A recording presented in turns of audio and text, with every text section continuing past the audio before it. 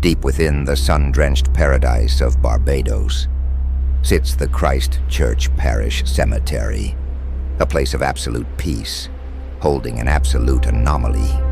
Cut deep into the limestone hillside is the Chase Vault, a massive subterranean tomb, built with solid stone blocks and sealed by a heavy coral rock door. But inside the absolute darkness and silence of this tomb, something was violently throwing massive lead coffins around like toys. It wasn't grave robbers. There were no secret tunnels, and the external locks were never broken. The nightmare began in 1812, during the burial of the wealthy patriarch, Thomas Chase. When the undertakers broke the thick cement seals and hauled open the massive door, they stopped in horror. The interior was in absolute ruin. Two massive lead coffins previously placed inside had been violently flipped upside down and hurled into opposite corners of the tomb. The town assumed it was a malicious act of vandalism. The workers reset the heavy coffins, closed the tomb, and resealed the door with fresh concrete. But 4 years later, the vault was opened again. Once more, the seals were perfectly intact. Yet inside, the coffins were in total chaos. One massive lead casket, which required 4 grown men just to lift, was found standing completely upright against the wall.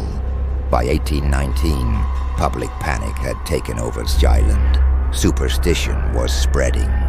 That was when the British Governor of Barbados, Sir Stapleton Cotton, stepped in to solve the mystery scientifically. He attended a burial, personally inspected the solid stone walls for secret passages, and found absolutely none. Determined to catch the intruders, the governor implemented a flawless trap. He covered the limestone floor in a thick, smooth layer of fine white sand to catch any footprints. He ordered the massive door cemented shut, and finally, the governor pressed his own personal coat of arms ring into the wet mortar, leaving an unforgeable royal seal. 9 months later, amid intense public pressure, Governor Stapleton Cotton returned. A crowd gathered. The governor closely inspected the door. The royal wax and mortar seals were perfectly intact, untouched by human hands. They broke the concrete and swung the heavy door open.